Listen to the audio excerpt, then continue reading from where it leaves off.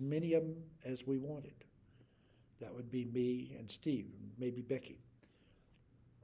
And of course, my mother, she would just make one animal of each for each kid, one animal pancake for each kid, like an elephant with the little round thing and then the trunk and so on. And that was it because she didn't have time to do that because she had Becky to take care of and maybe even Brian by that time. I don't know. No, probably not because I would have been 10. At any rate, she didn't have the time to do that, and she was very resentful of me saying that her mother did because she said she just knew her mother wouldn't do that. Her mother wouldn't, spend that much time on us kids. But my grandmother didn't have anybody else, and she didn't have us except, a few times a year for a night or so. Anyway, my mother and I disagree about what her mother was like, and grandmother probably was very different with her than she was with me. They lived in this camp like the one she grew up in, only this was a lot nicer. It wasn't a coal company camp. It was an oil company camp. It had really nice electricity, and they had uh, uh, somebody to take care of the yard, mowed all that lawn. There was maybe 5 or 6 houses inside the fenced um, camp, and somebody took care of the lawn and um, one big lawn for everybody. So my grandmother had it pretty well in a way. She started off in this cold camp somewhere in Oklahoma, and eventually, I know they lived in Dewar, Oklahoma, because that's where my mother was born. Where else they lived, I don't know. But grandmother managed to go to normal school, which I think I've told you what normal school is, but it was a school that girls only could go to 1 year for 1 year after they graduated from high school, and they were taught how to be teachers. And they went off then to the boondocks somewhere, um, and were teachers in one-room schoolhouses. Somehow, though, grandmother never taught in school, or if she did, it was very short. Instead, she had a job in the school system of the kitchens, and she kind of ran the kitchens, I think, of the different places that where they lived, and particularly in Joinerville, which was another Tidewater oil camp, um, and I guess other oil companies had their camps near Joinerville too, um, and that's where my mother went to high school, um, and she played anyway. Grandmother, before I get off the track, so grandmother was really, really very smart and dedicated and ambitious. There weren't any, this is East Texas and Oklahoma in the 1930s. There's not any nursing schools they can go to, or no colleges or anything like that. But my grandmother went as far as she could get in the world in which she lived, and she made the best of that. Um, and had a job. The rule for normal school teachers was if they got married, they had to quit being a teacher. And there's a Little Rascals episode about that when they think their teacher, they think she's going to leave. They don't know that she's going to be they're going to get married. Long, yeah, you can find it maybe. Little Rascals. Little Rascals was our thing for me and Steve and Becky in Cisco, where Brian was going to be born a couple of years later. Little Rascals came on about 3 o'clock in the afternoon. There was no TV before that. There was a test pattern that came on about 2 or 2:30, and in the summertime we're talking. Um, we would sit there and look at the test pattern. It was a picture of an Indian chief with the feathers and everything, and kind of like the sights on a scope, rifle scope, and some other little things, and they would tune in that picture. The engineers would in the television station, tune it in until they got it really sharp, and so I guess there wasn't any music or anything with it. But we watched the test pattern until finally there was, I think I don't know if it started with the national anthem or maybe, I know it finished with the national anthem. So anyway, we do that in the afternoon, and usually fist fight. While we were waiting for the show to start. Um, I was the babysitter. I don't know where my mother was. I wasn't always the babysitter, but I was often babysitter for Steve and Becky. And one time, um, I don't even know how they started these fights with Steve and me, but they would. And my father had taught us how to box, starting in Abilene with one of those boards with the metal rod and the bag on it, and we punched it and went back and forth and so on. Stood on the floor. You had to stand on the board to keep it from flopping over. And he taught us how to box. And I was taller than Steve and 2 years older and so on, longer reach.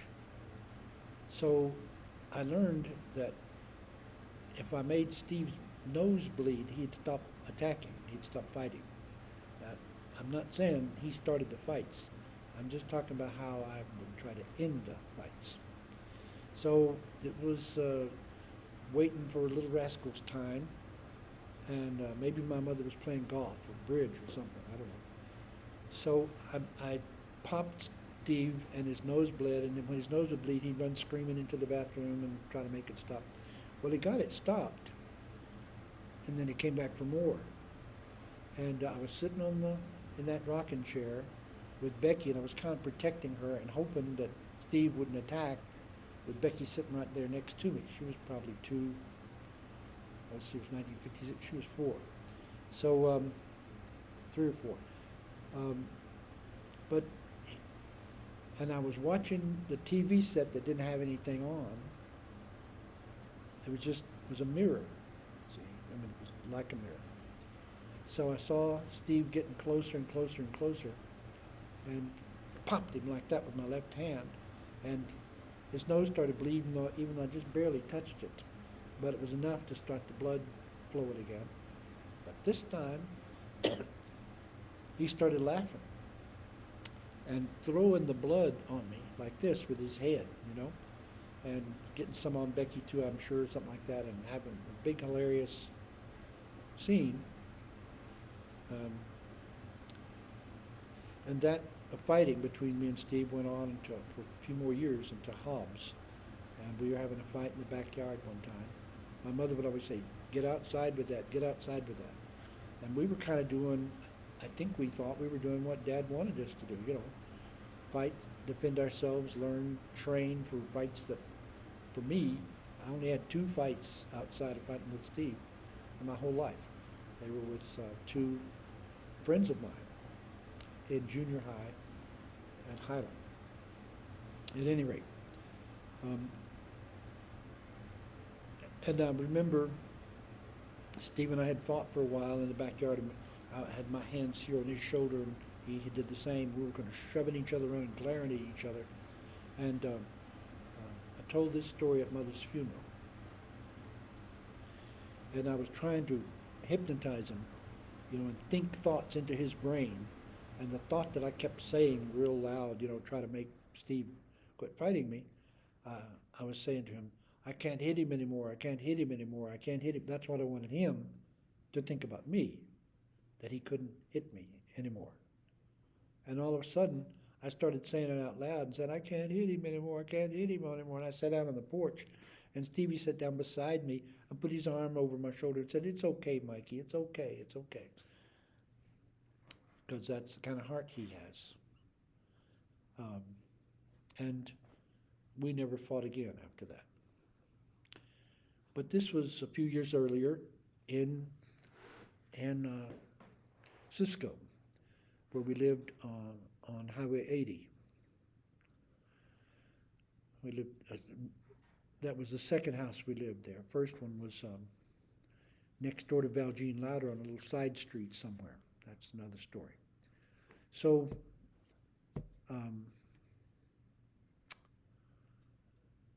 oh yeah, so eventually the Little Rascals would come on.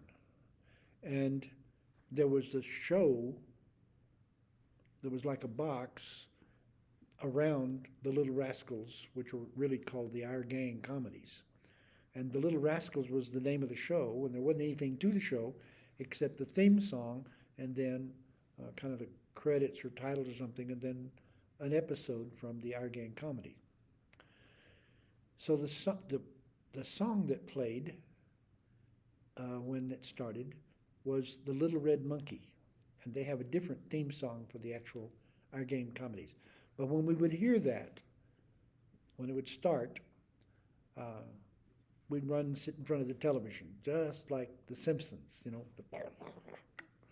And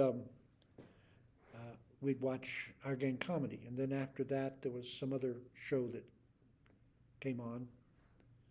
It was all black and white, of course, and it was. But to us, it was wonderful. There hadn't been any television in winters where we lived. We went from Abilene, year and a half or so, to Winters, year and a half or so, to Sweetwater for 2 months in the summertime, to Cisco, all in about, well, yeah, like that, a year or two. Um,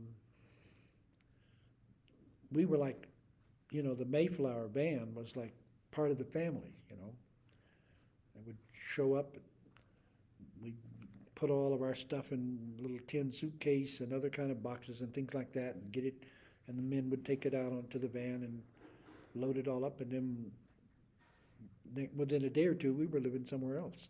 And it never occurred to us that there was anything wrong with that kind of living. Lots of people that we hung out with, that our family hung out with, they lived the same way. Every year or two, the oil field would move them to another place with or without a promotion, to where they had just made another discovery of oil, and the rigs were going and everybody was out there and so on. So I lived in 10 towns by the time I was 10 years old. And Steve was a little bit less than that because he wasn't there for the first three towns that we lived in. But from Cisco, we went to Hobbs, and we stayed in a place over in Del Bellama Homes for a while. And Steve and I went to school there. Then we moved to Taylor Ranch, which was a subdivision. And we lived there in that house for more than 10 years, from would have been summer 56, I guess, 57, to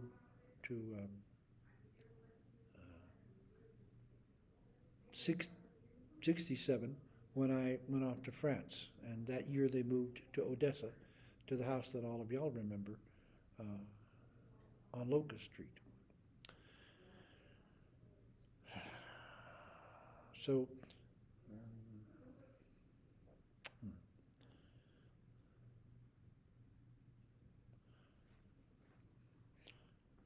I started off saying I was going to be talking about Grandma and why she was one of the most important people to me in growing up. She didn't judge me. There was the business of the pancakes. Apparently she either did or did not make animal pancakes for us. There was seals. That was another animal that my mother or grandmother had invented. And other little things like that. But Grandma wanted us to be clean. And so we would go out in the woods around these camps here, particularly the one in New London, and play and get sweaty and all that and come back.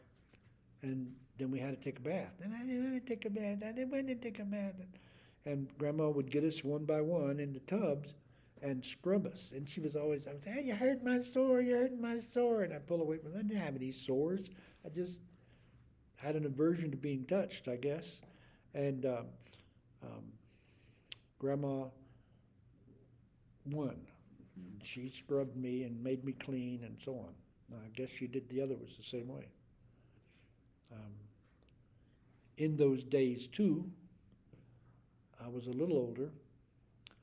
It was the first time I got constipated. And I didn't know what that was, but my belly hurt and hurt and hurt. And Grandma stuck an enema in me and tried to run. That's what they did. They had enemas. And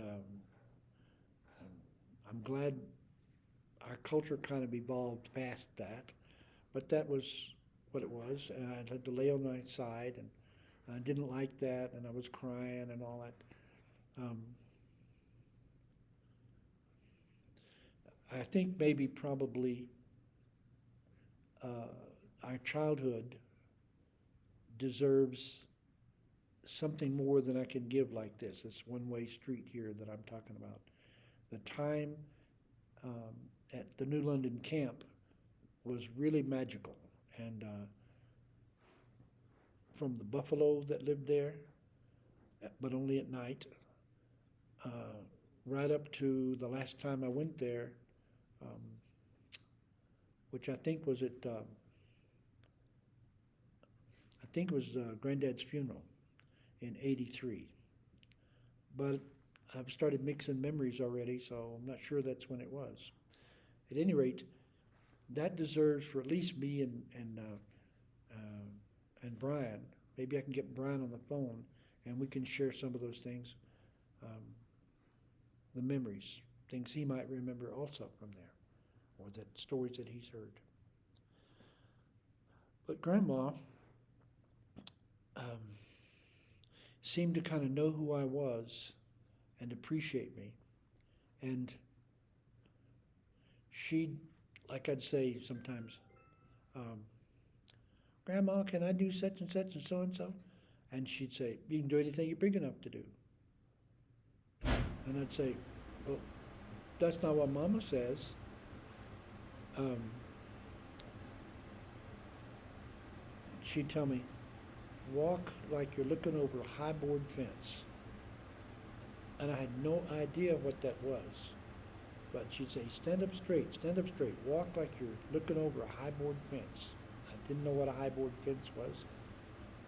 But later on, these things would come back to me.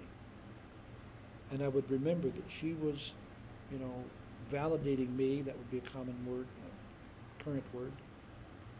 And endowing me with personhood. There's a story that I used to tell every year on Magi Sunday.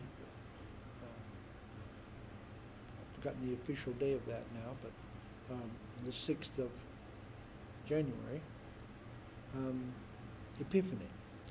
And I tell the story of the Magi, and it got better through the years. And I realized that the three gifts of the Magi, the gold, the frankincense, and the myrrh, are spiritual and character qualities that older people, primarily relatives, but also teachers and other, give to the children. And if we don't get them, we're deficient later on. Gold is the sense of being an authentic person, of being real and alive and having some degree of autonomy over your own life and growing in that sense of autonomy as you get older in life. Frankincense, they used incense to burn while they prayed, hoping to, and that's all the cultures, it's not just the Christian culture, to burn the incense so that God would be pleased and would pay attention to the prayers. That's the use of it in all the Native American, all the cultures I ever heard of. So frankincense represents the link between us and God. And the idea is that God lives way off there somewhere and far away from us. And we need something to provide a link with God. And frankincense is the symbol of that link. But as we get older, we learn that we don't have to burn incense and we don't have to go to any special lengths to please God or make God pay attention, unlike a lot of adults. But God is always there for us and always more willing to listen than we are to talk. And we get a sense of intimacy with God. And without intimacy with God in some form, doesn't have to be the God of the church or anything like that, but without intimacy with God, we really can't have intimacy with other people. We we don't have the confidence to love and let ourselves be loved by imperfect people. We just kind of live in our heads and try to fantasize, have the magic girlfriend or boyfriend that's going to come around someday, and that one will like me the way I am. But intimacy is the ability to like ourselves the way we are and go ahead and engage um, other people the way they are and not have impossible standards for them.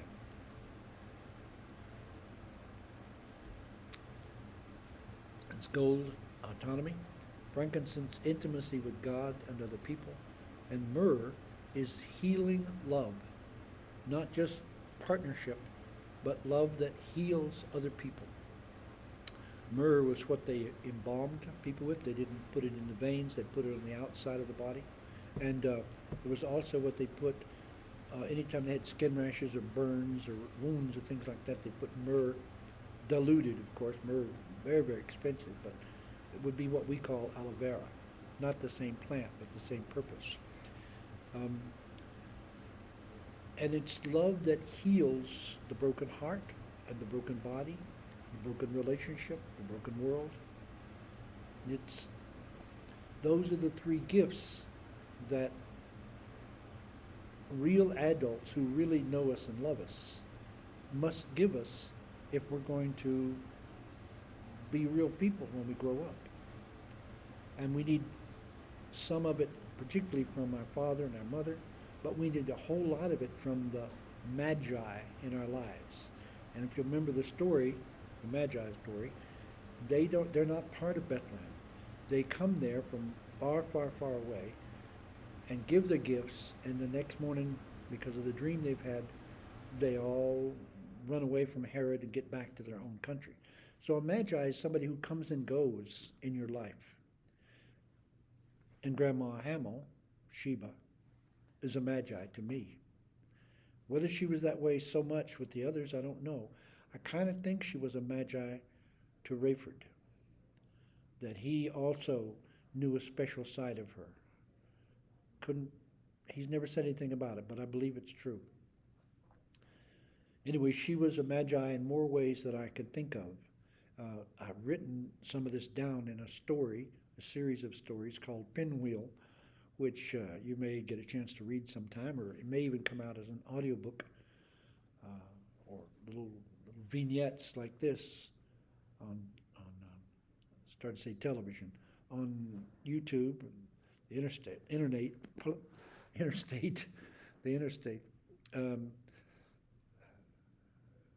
But Grandma, in many ways, was a magi to me, and her word of affirmation kind of worked against a lot of the stifle yourself kind of messages that the world was giving me, and including even that my own mother at times was giving me, and I'm sure Steve and Becky and Brian. Here's an example. When I brought Yoni to the United States, I think that was February of '83. My granddad died in March of '83. And we went to the funeral and stayed there in East Texas for a while. And my wife got to know my grandmother and really liked her. Sheba, really loved Yoni and treated her better than anybody else in the family. And that doesn't mean anybody else treated Yoni bad, but there was something special and magical about Sheba that really mattered to Yoni. And through the next years, we went to seminary in Dubuque, Iowa, in the fall of '84.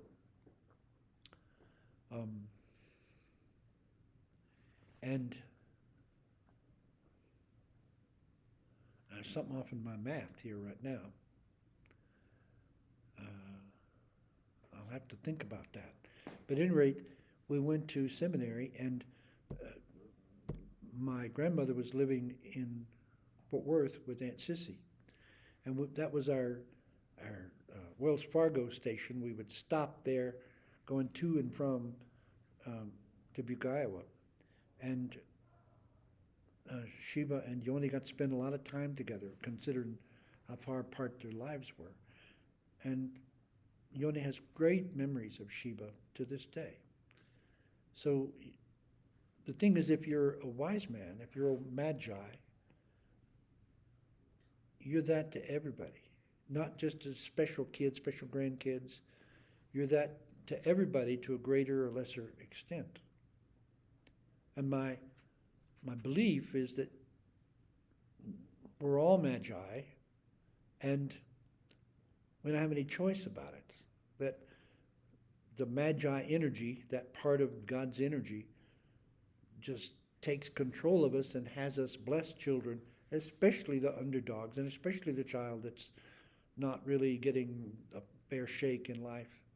You can say, well, I was the firstborn. I got the first of everything. So, yeah, but I also got the first of the reprimands, the first of the overspill of my parents' emotions, negative emotions. They came on me first, and they kind of learned later not to do that. And with Steve, they treated him less severely, and Becky less so, and Brian even less. A little example: Steve and I had to buy our own ammunition when we went dove hunting. We had to buy half of the box, and it was $2 or $3, but that meant mowing the lawn or doing something else to get our allowance to get enough money together to buy shotgun shells. But Brian came along, and Ralph just gave him all the boxes of different sizes and stuff that he could handle. And that used to be resentment. But now I'm very grateful that Brian had it better than Steve and I did. I'm very grateful that my father mellowed and kind of backed off of some of his John Wayne, Ronald Reagan bullshit, and treated Brian with more kindness and easygoingness. While we're on that subject, my father was really against my college career. He wasn't against my going. He wanted me to go, but he wanted me to go into pre-law and be a lawyer and a politician and somebody important. And instead, I wasted my life in French. And my father was against my going to Europe for all the above reasons. But he paid his own money. I had money in the bank in Las Cruces from the time I went to Kwajalein and worked at the Mars site and White Sands and all. I had my own money, but I couldn't take it with me to France. It had to be sent to me in chunks, and problem was I was moving all over France, hitchhiking around and moving around, and my father used his money to send me $100 or $125 or whatever I was asking for.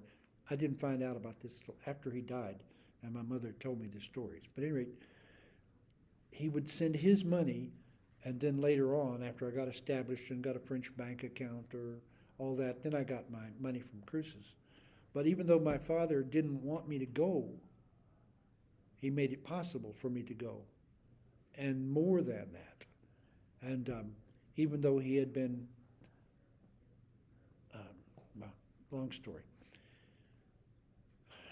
Our parents aren't who we remember them to be at the time that these things happened. All the way through, our parents, they're way more three-dimensional, and there's way more hidden about them than we can see when we're growing up. We kind of make them two-dimensional, make them sort of fit this pattern because our brains are not developed enough to deal with them as three-dimensional living children of God that they are. We make stories about them instead of enduring them and embracing them and being embraced by them in the living warmth. And of the four of us, I know Brian is the best at being with you kids.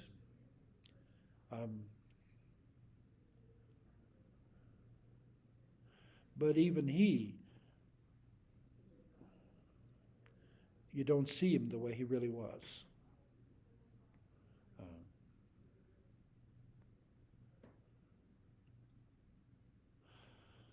and that's the way of life. Can't be changed. Just want to say again how important Grandma Sheba Hamill was to me. Sheba White Cotton Hamill.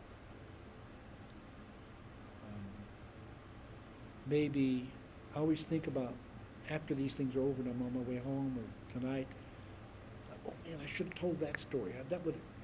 So maybe I'll remember some of those things about Grandma Hamill and put them in the next episode.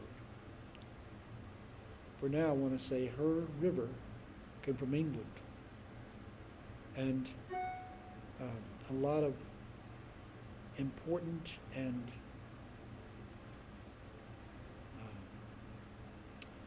kind of sophisticated things happened between 1630 and 1902 when she was born that had to go, that went into the mix of who she was. Most of the stories are about the Indian side, and that was just a very small part of who she was. And the stories about Lindley and all of that, nobody even knew those.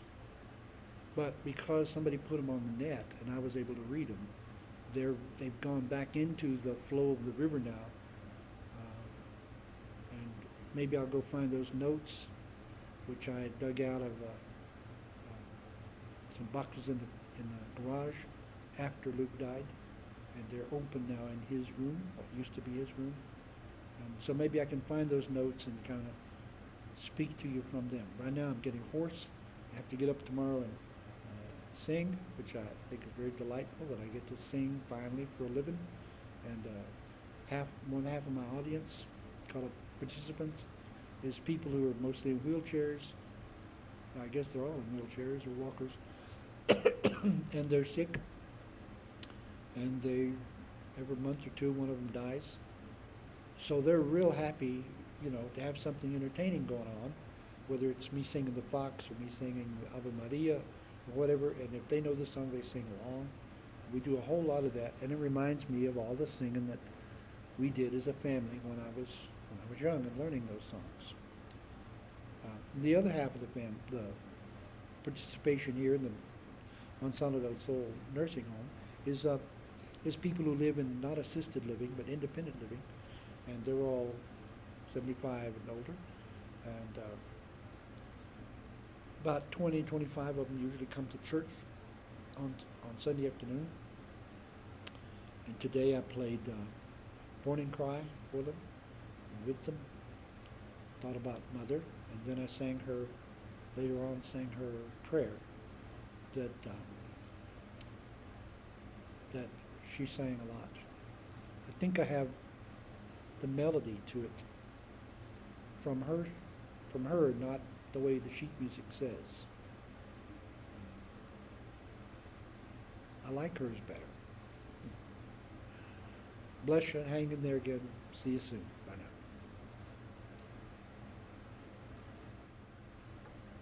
So, again, the screen froze up. Don't know where I was in that story except to say that white cotton is not an Indian name. It came from the Virginia colonies in 1630. And somebody did a very good job of researching all of that, and it's on the web. I have some printout copies of it, which I should have consulted there to get my name straight, but I didn't. And most of the white cottons live in the south, in Appalachia, and would be considered, I suppose, rednecks. But one branch of the family in the research, somebody named Happy, a woman, married into the family around 1800 in Missouri. And and there were already several branches of the family then. but the ones descended from Happy have stories about being Native American Indians, um, and the other ones don't. They're white. So that's us. We our Indianness comes from a woman named Happy with no last name, roughly 1800 in Missouri. Um, her, I believe it was her son. She had several children. One of them was named Lindley, and there's pictures of him, and he was quite a character. He looked like an extra in a John Wayne movie, or maybe Clint Eastwood. You know, a very authentic looking guy. And I texted with a man who had done a lot of work on that side of the family, and he said Lindley um, lived in Arkansas. Our story, which you may or may not have heard right, our story was that there was a blue-eyed Indian in Arkansas who had a sawmill and some land at the time of the Trail of Tears, 1832. And he didn't sign into the Cherokee tribe and get, a parcel of the land like the other tribal members did, because he already had more than that himself. And he was kind of proud and also somewhat aloof. But at any rate, whether that was Lindley or Lindley's father, I don't know. But the story this guy says is true about Lindley is that he was conscripted by the Confederate Army in the early years of the war, 1861 or so, and went off and was in the Confederacy for a year or two, um, and got out with a pension and no bullet holes, and in him. And then tide of war changed, and he was conscripted into a Union Army detachment and served with the Union for a year or two and got out with a pension and no bullet holes. So that old coyote really appeals to me, and I would like to think that I would have been able to do the same thing. Very realistic about life in Arkansas during the Civil War. Anyway, Lindley, if I got it right, Lindley would have been the grandfather, or maybe great grandfather, of Isaac White Cotton. And Isaac White Cotton was um, Grandma's father, I think. And I think in Aunt Pat's house, there was a copy of the wedding, the marriage certificate between Isaac and his wife. So anyway, the White Cottons lived pretty much off in the woods, hunting and fishing and having a small plot of land, and um, didn't have too much truck with civilization.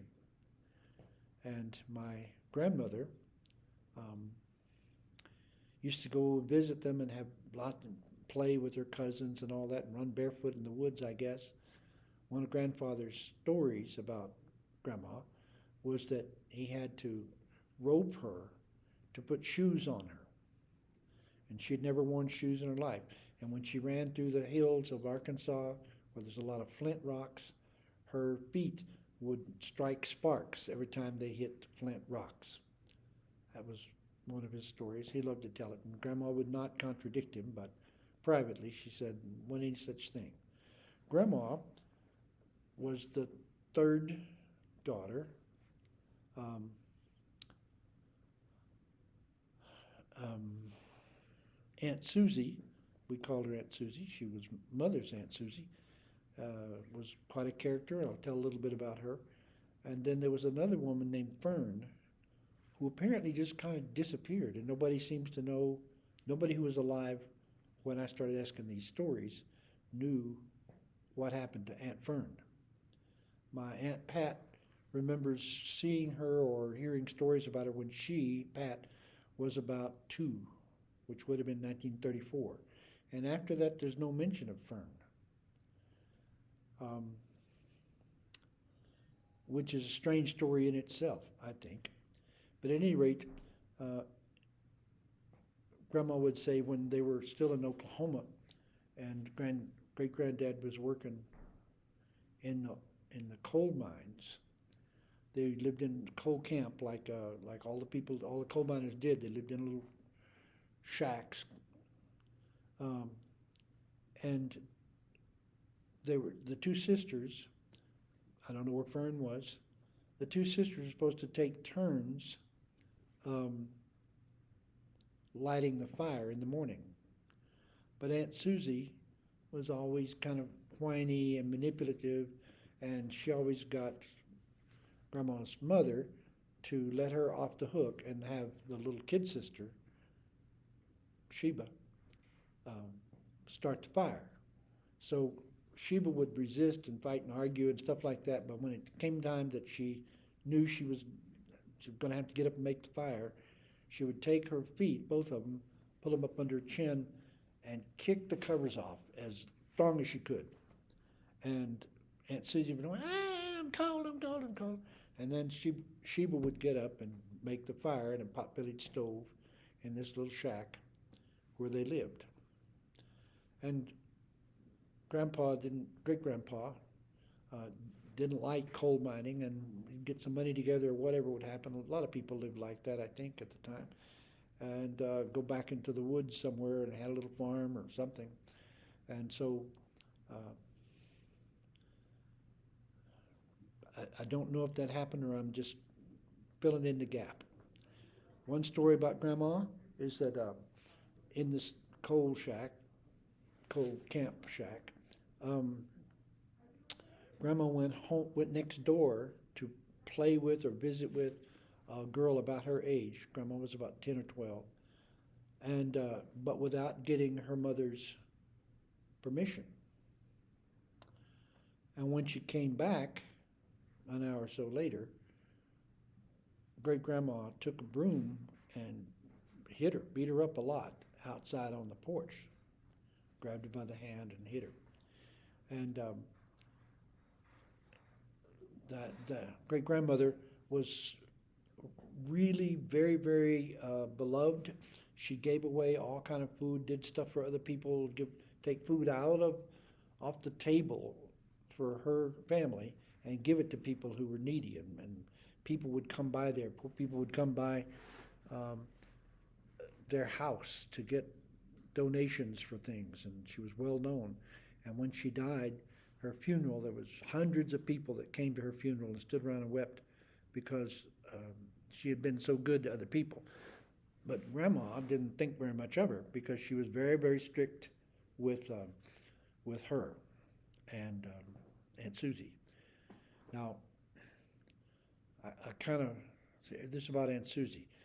She married a guy named Arthur, MacArthur, his last name, and they lived when I met them, I was 5 or 6. I only remember being at their house one or two times, maybe Steve and I, and they had a 2-story brick house in Dallas, and it had a concrete sides to the steps that were outside the house, and Steve and I were sliding down those steps while all the women folk were inside visiting, and we wore the seats and the knees apparently somehow out of our jeans. The mother was plumb put out with us, but at any rate, Uncle, his name may be MacArthur, I don't know. Uncle Arthur had a parking lot, and was all in cash, all nickels or whatever, and never put a penny of it in the bank where anybody could trace it, and I suppose never reported very much on his income tax or anything like that.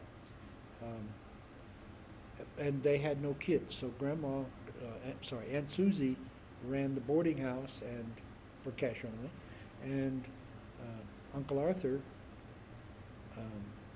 ran this parking lot for all cash. I remember that. So at some point, Arthur died This was after um, after Sheba and J.E. bought the house in Overton, and I was 13 or 14 when that happened. So you can figure that out. It's about 1958 or 60. So some year after that, when Arthur died, Aunt Susie bought the house next door to them. And James Elwood could not stand Aunt Susie. Aunt Susie was short and round, talked all the time, had kind of a piercing voice. Um,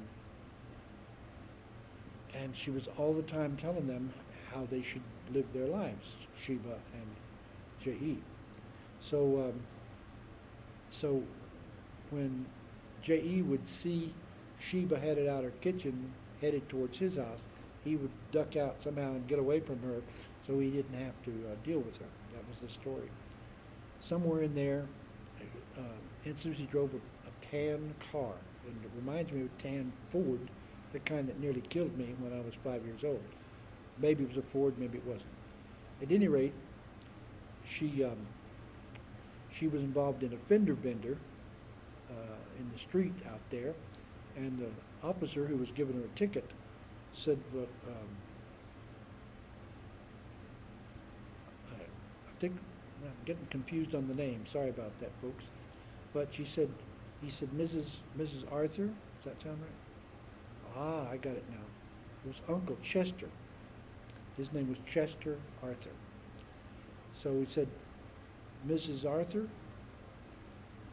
did you have your signal on, letting them know you're going to turn there?" And Aunt Susie said, "Oh, everybody knows I always turn here." So that's the kind of woman she was. Not too long after that, I guess I would have been off in college or something.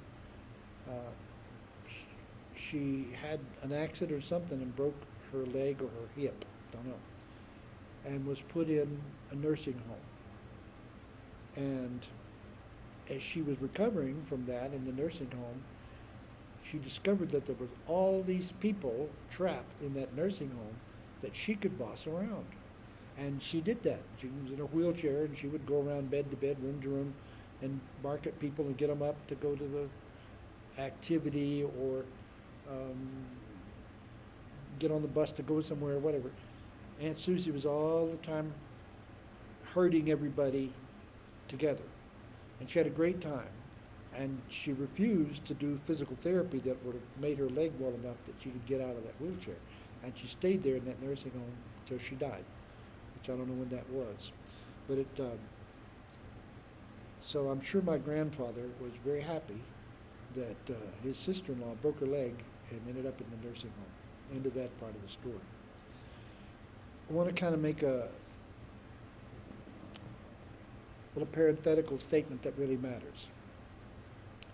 All of these stories are being told by me, and some of them are, all of them are from the point of view that I am now, 75 years old. I work in a nursing home. I see people that remind me of Aunt Susie all the time, both the ones of her and also the people she had to bark at to get them to get out of the beds and not be dying already. So they're all told from that little point in the timeline here, and there's the point. Um, and um, and They're reconstructions at this point of stories that I heard long time ago. I don't know I heard them right in the first place. Don't know if I remembered them right. I've kind of rewoven them all into a narrative, and I don't know if that's right or not. But and you're kind of subject to that. You're not captive, but you're subject to that. You don't have any other sources. And if you'd like to get some other sources, that would be really good. Uh, Steve remembers some of these things, I'm sure. Uh, Brian remembers the third or fourth hand versions of them that he heard. Uh, I think Becky would remember some of them too. Remember, she was only 6 years younger than me when all of these things were happening. And when she shows up in a story, I will tell about her participation in that story at that time. But so ask some other people and don't just take our word for it. In the meantime, remember you're kind of looking at it through my mind, my memories. Um, so I have to say, Grandma Hamill was one of the most important people in my life growing up. Um, for lots of reasons, and I'm sure that I'm a better person from having been loved by her all those years. Um, One of my favorite stories about her was at some point Steve and I would play animals. We weren't playing with little plastic animals. We did that too, but we played at being the animals. And especially in the wintertime, we would be rabbits that burrowed around in the covers of our bed, my bed maybe, but especially my parents' bed. And we would and poke our heads out and go back inside. And we were these rabbits, and we had little narratives that we made up at the time. And some of those animals got more and more elaborate, and we would do them. Some of them they weren't for under the covers of the bed. We did them in a room. Horses was one of our favorites. We would be the horse, or we would be the guy on the horse. And I remember Brian. I taught him to do that. I know he was about 4 or 5. I was 14, uh, and he got really into it. He was a Mexican on a horse, and he would say "Vámonos muchachos" and things like that, and he still does to this day. That's where it came from when we lived in Hobbs, and when Brian would run, when he was the Mexican on the horse, he would look at his shadow, and he never ran into anything as far as I know, but he was way more interested in how he looked. I guess if we'd had video cameras there in those days, but we didn't. Anyway, he would watch himself run down the street, gallop down the street. Um, so just came on there, something doesn't matter. Um, uh, and some of these animals that I did, uh, Tyrannosaurus Rex and the, the monkey, it's really a chimpanzee in my mind, and the gorilla, and all different kind of animals like that. And I did them to entertain the cousins, and my grandmother was just horrified by that, especially my being the monkey, she called it. I would hop up on furniture and pick stuff off of people's hair, and I made this look, which I can't do right now because I'm grinning because I'm happy to remember this thing, but it was like, you know, a monkey face, and eating the little things I picked off people's head, and jump. I would jump on the floor and go to her and pull her on the hand, and or maybe the skirt or something, and try to get her to pick me up, which of course she couldn't do. I was as big as she was at the time, but I would beg like a monkey to be picked up, and grandmother would laugh so hard she would turn away, and she'd say, "I'm just not going to look at you. I'm just not going to look at you." And then she would look back and laugh again and turn away again, and uh, she was just a delight to be around, and she thought the world of me. And remember one time, um, my mother and I, years later, argued about this. Maybe my mother's right, I don't know. But I would tell my mother that when we were at grandma's house, when we had been at grandma's house when we were little, grandmother would make pancakes in the shape of animals, as many of them as we wanted. That would be me and Steve, maybe Becky. And of course, my mother, she would just make one animal of each for each kid, one animal pancake for each kid, like an elephant with the little round thing and then the trunk and so on. And that was it because she didn't have time to do that because she had Becky to take care of and maybe even Brian by that time. I don't know. No, probably not because I would have been 10. At any rate, she didn't have the time to do that, and she was very resentful of me saying that her mother did, because she said she just knew her mother wouldn't do that. Her mother wouldn't, spend that much time on us kids. But my grandmother didn't have anybody else, and she didn't have us except, a few times a year for a night or. So anyway, my mother and I disagree about what her mother was like, and grandmother probably was very different with her than she was with me. They lived in this camp like the one she grew up in, only this was a lot nicer. It wasn't a coal company camp. It was an oil company camp. It had really nice electricity, and they had uh, uh, somebody to take care of the yard, mowed all that lawn. There was maybe 5 or 6 houses inside the fenced um, camp, and somebody took care of the lawn, and um, one big lawn for everybody. So my grandmother had it pretty well in a way. She started off in this cold camp somewhere in Oklahoma, and eventually, I know they lived in Dewar, Oklahoma, because that's where my mother was born. Where else they lived, I don't know. But grandmother managed to go to normal school, which I think I've told you what normal school is, but it was a school that girls only could go to for 1 year after they graduated from high school, and they were taught how to be teachers. And they went off then to the boondocks somewhere, um, and were teachers in one-room schoolhouses. Somehow, though, grandmother never taught in school, or if she did, it was very short.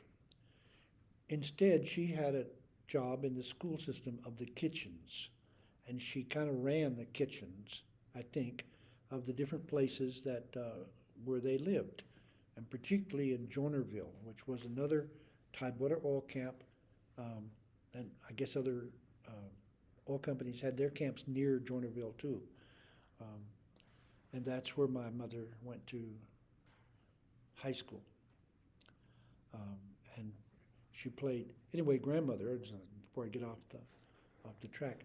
So grandmother was really, really very smart and dedicated and ambitious. There weren't any, this is East Texas and Oklahoma in the 1930s. There's not any nursing schools they can go to, no colleges or anything like that. But my grandmother went as far as she could get in the world in which she lived, and she made the best of that, um, and had a job. The rule for normal school teachers was if they got married, they had to quit being a teacher. And there's a Little Rascals episode about that when they think their teacher, they think she's going to leave. They don't know that she's going to be, they're going to get married. Long, yeah, you can find it maybe. Little Rascals. Little Rascals was our thing for me and Steve and Becky in Cisco, where Brian was going to be born a couple of years later. Little Rascals came on about 3 o'clock in the afternoon. There was no TV before that. There was a test pattern that came on about 2 or 2:30, and in the summertime we're talking. We would sit there and look at the test pattern. It was a picture of an Indian chief with the feathers and everything, and kind of like the sights on a scope, rifle scope, and some other little things, and they would tune in that picture, the engineers would in the television station, tune it in until they got it really sharp, and so I guess there wasn't any music or anything with it. But we watched the test pattern until finally there was, I don't know if it started with the national anthem, or maybe, I know it finished with the national anthem. So anyway, we do that in the afternoon, and usually fist fight, while we were waiting for the show to start. I was the babysitter. I don't know where my mother was. I wasn't always the babysitter, but I was often babysitter for Steve and Becky. And one time,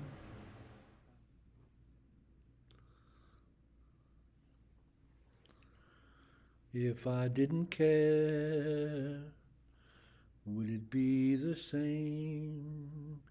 Would my every prayer begin and end with just your name? That was one of the songs that my dad, John Ralph, would sing when it was on the 45 or on the radio. And he especially, he would say along with the bass part of the Ink Spot song where he would go, deep, deep voice, whoa, whoa, whoa, whoa, whoa.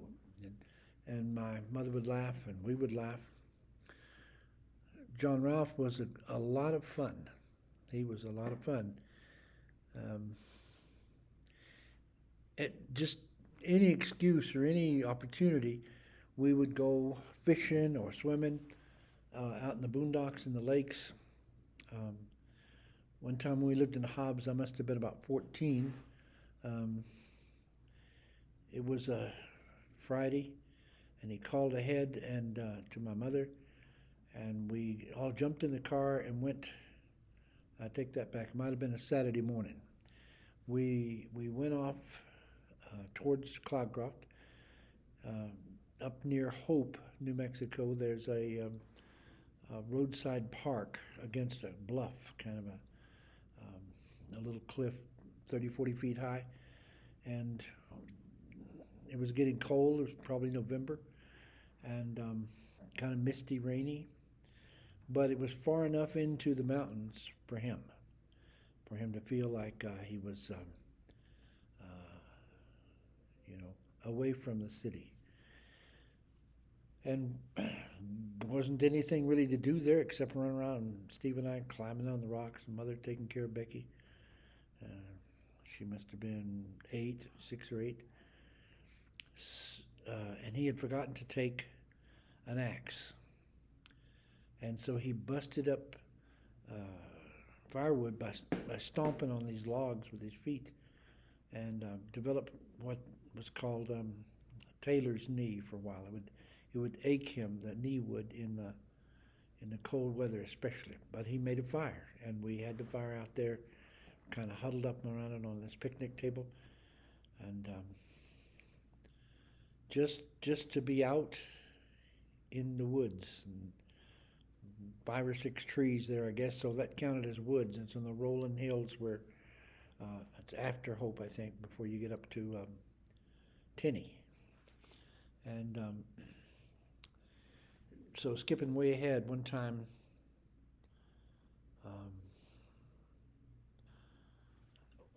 I stopped. I was with Luke, and we stopped at Tenney, at that restaurant. That's pretty much all there is at Tenney, is that big, really nice Western open air kind of, not open air, but open space kind of restaurant there, and had some hamburgers or something, and got to talking with the guy the serving guy. There were hardly any customers there, and found out he was one of the sons of Mr. Sanchez, on whose land we used to go hunting, and on whose land my father's ashes are scattered. So really is a small world in that part of the country. Anyway, we went out that way. One time, my father would call often in the summertime, every summer. He would call on a Friday, and my mother would throw groceries in this wooden box that he had, and get the sleeping blankets and the tents and all that. And us boys would help her load all that as soon as we came in from school, and we'd just go, somewhere, anywhere, off into especially after we got to Hobbs, when we could get off into the mountains with a few hours drive. And when we were at lakes, my father would get in the water, and with a hat, a little straw hat, was all wrinkled and stuff, and he would pull his knees up, stick his toes up out of the water, and paddle around with his hands like this. He was buoyant, and he'd say, "Do you ever see the short man swim?" And the short man swim with the toes here and the nose here, or not very far away, and paddling around in circles like a dog or a duck or something. And he was hilarious the way he did it. He would squirt water out, long time before that, or long time before the trip to Hope anyway, we were down at at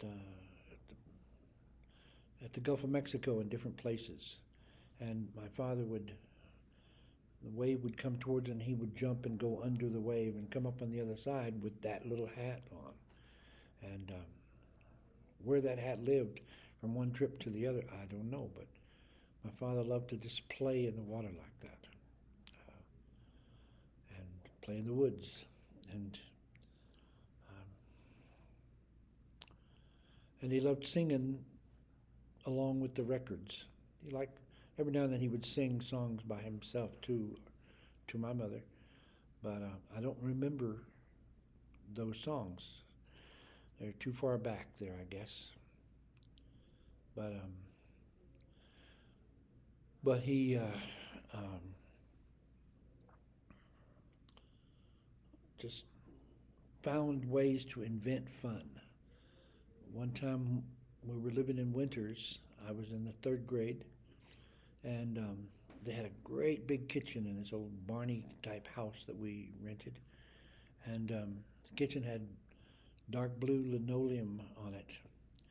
And my father invented this thing of he would lay on his back on the kitchen floor, and he was the Spider-Man. We saw his face upside down, his eyes blinked the wrong way, and he made faces.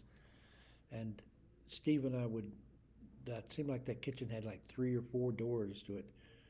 And we would try to run across one, open one door and run to get out the other door before he'd grab us. And he'd have his legs up against the wall. And when we would come running through the room, he would propel himself away from the wall and try to catch us. And eventually, of course, he caught both of us. And for a little while, one of us could help get the other one loose. And we were just screaming peals of laughter all the way through this. I don't know how long it went on. And eventually, he caught both of us. And the way he held us was he had a finger on our pants cuff, and so we couldn't get loose or kick loose that way. And he was the. As far as I know, he never did that again. He did other stuff that again. One time we were up in Ruidoso, and I was mid-high school, and we had a cabin. It was the winter time, and us and at least one other family, I think it was a customer of his, had some kids, and us kids were sledding down. He rented or bought or something, a sled, and we were sledding down the driveway from our cabin down to where there was actually a road there in Ruidoso, and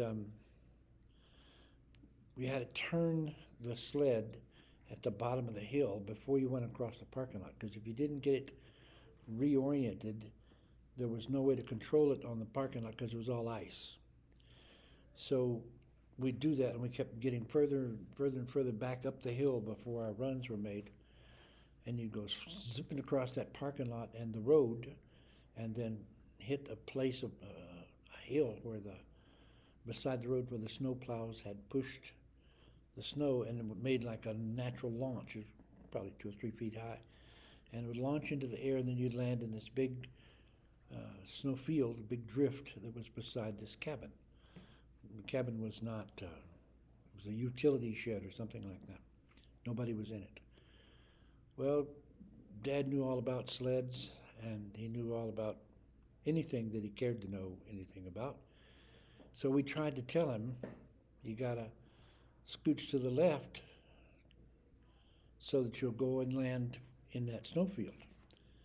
Well, he knew better than we did, and he backed way up on the hill, and it was his momentum. The bigger the mass, and the bigger the speed, and so on. So he went sliding down that hill real fast, and then we saw him at the bottom of the hill trying to make that shift to the left, but he didn't. And he went shooing across the parking lot, the icy parking lot, and across that road, and hit that where the snowplow had left the snow and went flying up into the air and right into the side of that cabin. And there was one of the other men had a camera, was going to take a picture of Ralph flying through the air, and he did. Um, when the picture came out 2 weeks later, whatever, my father had this a look on his face. He hit the cabin with his head and it knocked him cold.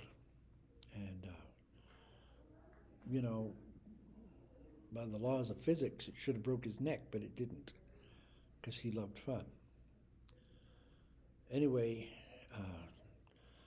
we all went running down the hill towards him, and I got there first, but I was afraid. I don't know what I was afraid of, but I stopped at that where the snow was piled beside the road and kind of pretended to get stuck there when in fact I wasn't. Then everybody else caught up to me, and I ran along with the others. We got over there, and the guy that had taken his picture, his friend there, his work buddy, could tell he was breathing, and he rolled him over to make sure his neck wasn't broken. Yeah, that's real good first aid. But anyway, and Dad was kind of groaning a little bit and coming around, and got him up enough that he could walk and got back to the cabin before he got frostbite or something. And my dad kept asking the rest of that day, and even sometimes the next day, he would say, "What happened? What happened?" It was completely wiped out of his memory.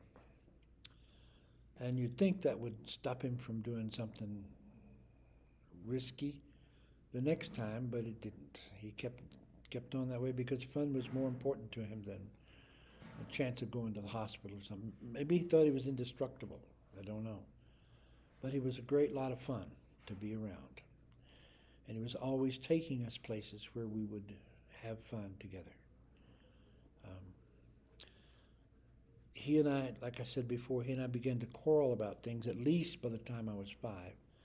And certainly after I got to college, got out of high school and college, we quarreled about all kind of things, real important things. Like, should we call China Red China or the People's Republic of China? Important things like that.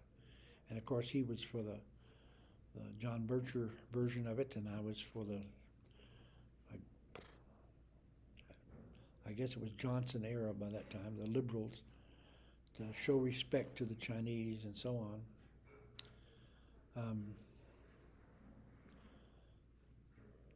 And that went on for years, 10 years at least. And the arguments got more and more heated, and we would just kind of pull away from each other and try to not talk about things. But in the summer of '71, in June, I probably told this story, but some of these stories they're worth hearing again because you'll get a different version of it. Um, and that summer, June of '71, I came home uh, from Washington, Baltimore, where I was living at the time. Still in Washington, I think, at the time.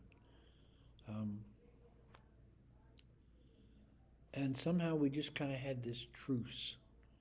We just didn't argue about all those things anymore. And we went camping at Eula and spent 2 or 3 days there, and then we were down on Yano Creek somewhere in a cabin, and not sure where else we went on that trip, but it was like old times. It was peaceful and no quarreling, and there was fires, and he would make mulligan stew sometimes, a piece of roast beef cooked and cut up in little pieces, and we would eat it by the fire, waiting for the rest of the stew to get carrots and the potatoes and onions and things to get soft enough to eat. We had a good summer that time, maybe 3-4 weeks. And that's the last time I saw him alive. And I'm very grateful for that one last good time.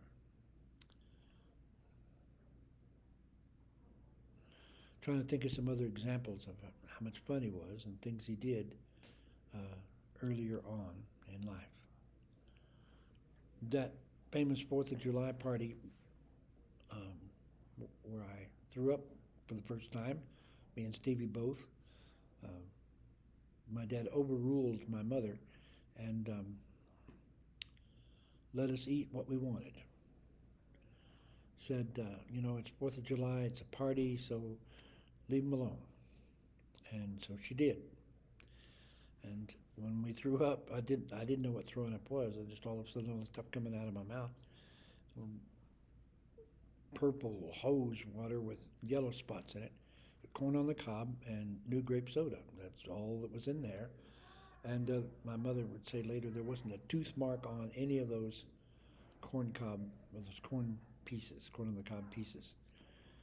Just scraped them off and swallowed them down and washed them down with new grape.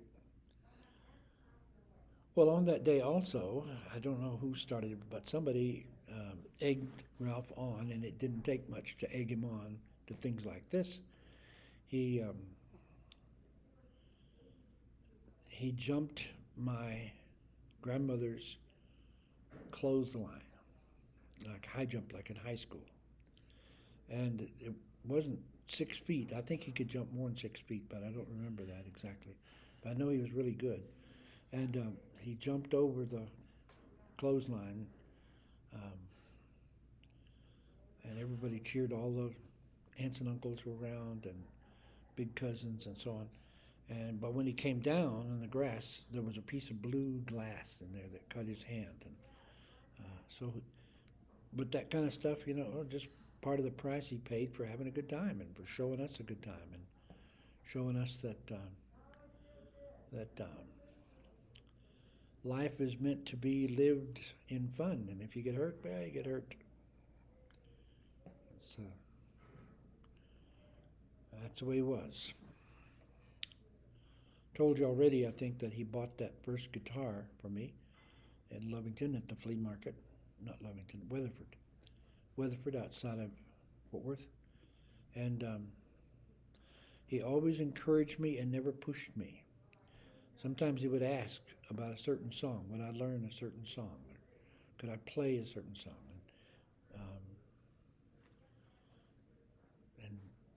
But he was never trying to guide my career or anything like that. I told him when I used to be, you might think I'm still a nerd, but in those days I really was a nerd. And he was talking about, encouraging me about my career and stuff. And I never had a career until maybe now, but anyway, he encouraged me to kind of play more like Elvis Presley. And I said, well, only reason I would want to do that is to get a lot of people to be, my followers, and then I would bring them all to the Lord. And he didn't say, oy vey, but, internally he kind of, that smile, oh my God, kind of thing. He didn't say, oh my God, either. He didn't go to church very often. But in the earlier years when we lived in East Texas, he did go, I'm guessing 4 or 5 times a year. He worked very long hours. We lived as long as he was an operator and then later on a station manager, he worked, I'm sure, 65, 70 hours every week, sometimes more. And but every now and then we'd go to church together. And one of the warmest, bestest memories of my young life, as far as church is concerned, was I would sit and lean up against his arm and go to sleep. And that was wonderful. And he'd be singing and my mother'd be singing. I'm sure I told you he grew up Pentecostal. But a long time before the family became Pentecostal, and again, I didn't ask enough questions while people were still alive and knew the answers. But as a young boy, he told me the stories of when he was a young boy, his dad would give him a nickel to go to the saloon and get a bucket of beer. That's what it was called, a bucket. And in my mind, it was this little, 1 gallon bucket with an open top, like what you catch fish, keep fish you caught in, stuff like that. But it must have had some kind of lid or something. Anyway, my my father at 5 or 6 or 8 maybe would go into the saloon wherever it was they lived and get a bucket of beer, take it home for my granddad to drink. So Dad said many times when he would go to the saloon, I'm guessing this was in Oklahoma, but it might have been Missouri. Many times when he would go to the saloon, there was a retired gunfighter in there. And the gunfighter made his drinking money. He'd play in poker ostensibly, but he made his drink. excuse me. He made his drinking money. He had a fruit jar, with some flies in it, and screw top lid. But he would bet people that he could hold the jar with the lid side down and take the lid off and let one fly, only one fly, get out and catch that fly and put him back in the jar without that one getting or any other one getting away. And people would bet him, and they knew by his reputation that he was pretty good, but they were hoping he was as drunk as he looked. And especially since they didn't pay money, they bought him a drink, and it was some whiskey probably, something in a shot. And their hope was that eventually he would get drunk enough that he couldn't do this. This is my father telling the story. And my father would watch him, get face down. You've seen this in movies, the face right down next to the cards and the shot glass and the jar of flies. And he would watch enraptured at this man's hands. And he said he never saw a fly get away. And never 2 flies get out. Always this man did what he said. And people would eventually give up, and quit betting him. And he would gather up his flies and his hat and stuff and go on down the street to the nearest saloon or next town or wherever. And my father was real impressed by that gunfighter. And my father could do the same kind of things with his hands. Very, very present and skillful in his hands. And his hands were small for a big man like that, delicate, and very skilled knives and cutting leather and all kind of things that he did, plus building the camping trailers that we got and just all kind of things.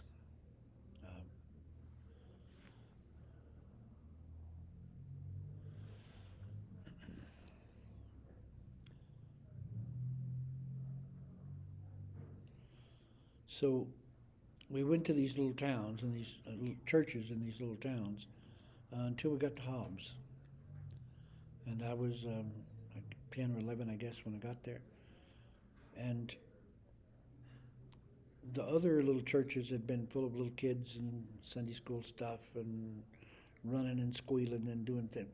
But Hobbs was just not, I'm sure there were other kids there, but it was not a happy place at all. And it seems like we only went to church when my mother was mad at my father about something. Maybe that's not true. But I know we didn't go every week.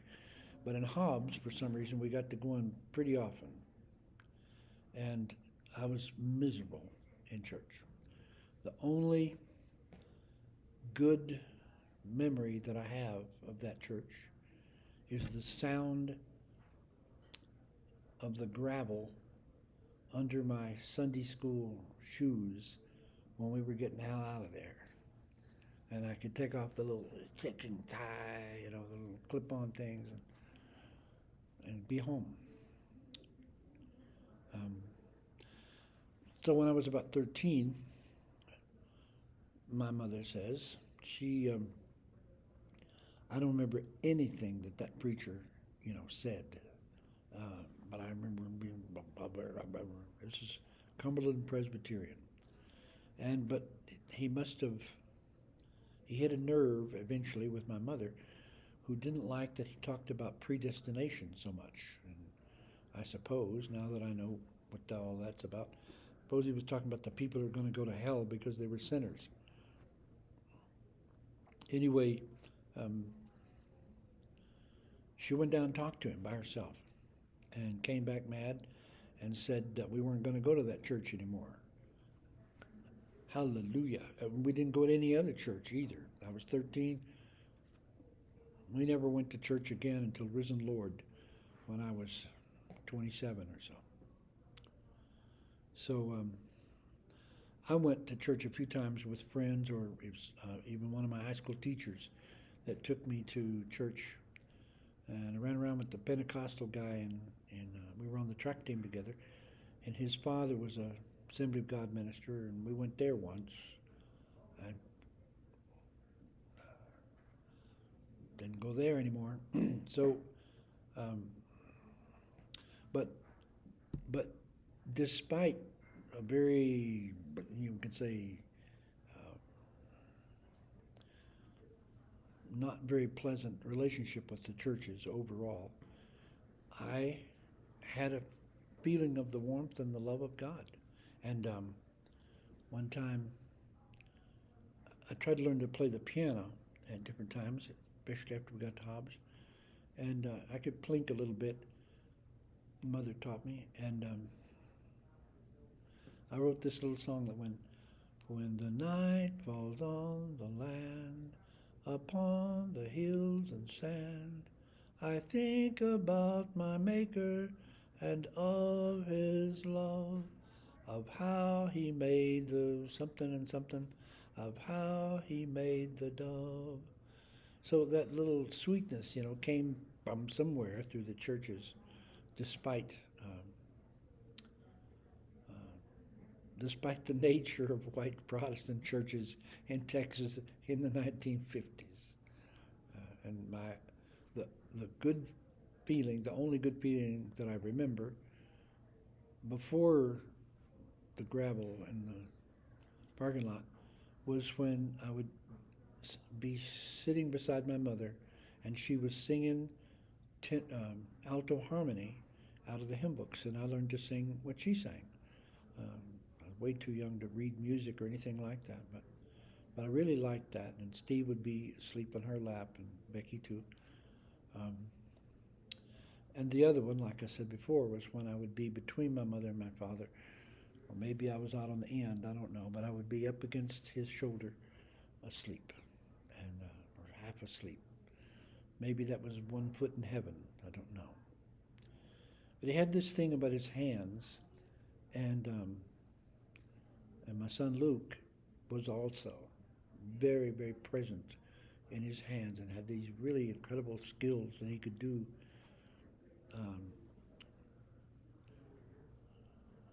I think it was a Friday before he died on Wednesday in the morning.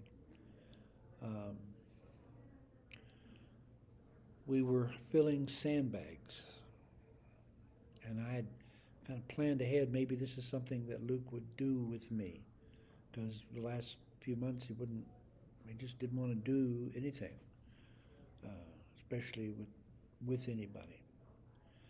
But I thought about that, and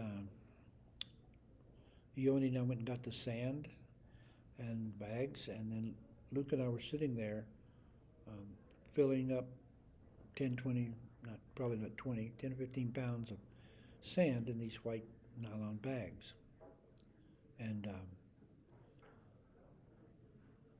I was just amazed at how his hands moved with the little garden trowel filling up those bags. His hands moved like dove flying, not when they're hell-bent for leather, but when they're coasting down to land at the pond, at the tank.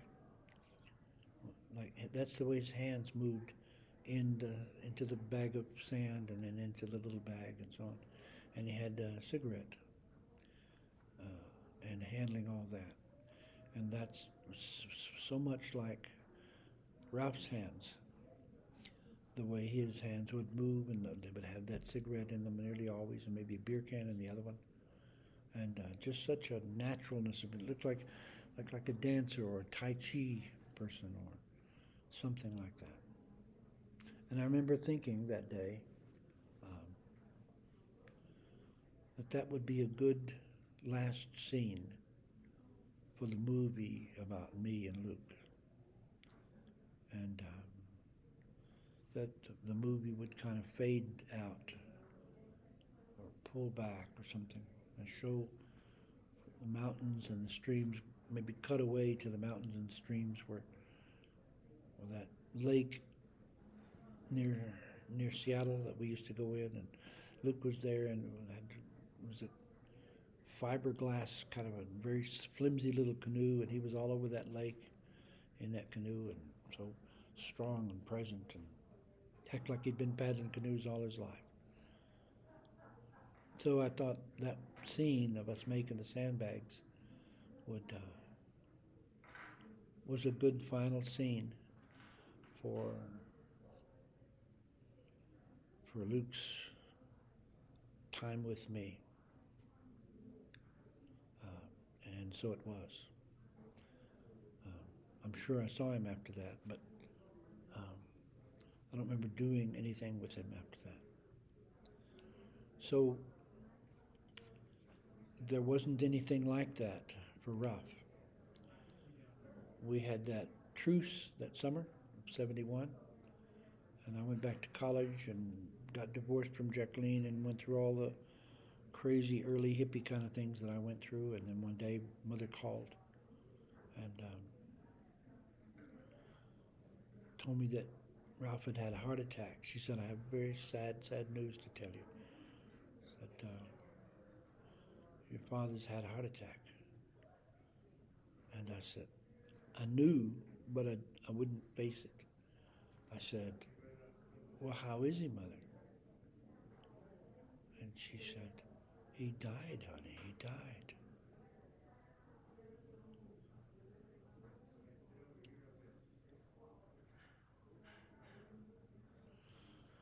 So the next day I was on the plane going back to Odessa, and Steve had to front me some money to get enough for the ticket. I'm not sure how that happened. Maybe he bought the ticket himself. I don't know. And it was a late flight, and it was coming in the dark. We were between Dallas and Odessa,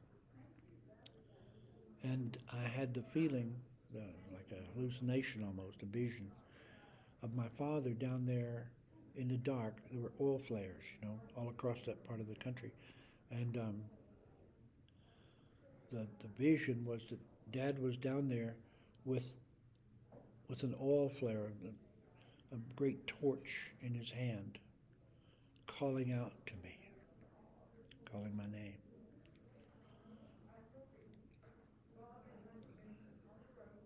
And I had other kinds of things like that happened, kind of hallucinations in the first, especially the first 6 or 8 months after he died. Well, one time,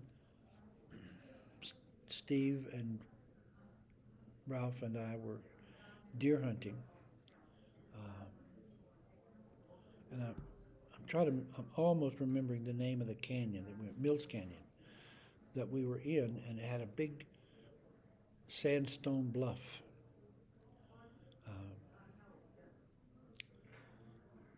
Just above where we were camped, and we were going to camp that night and go again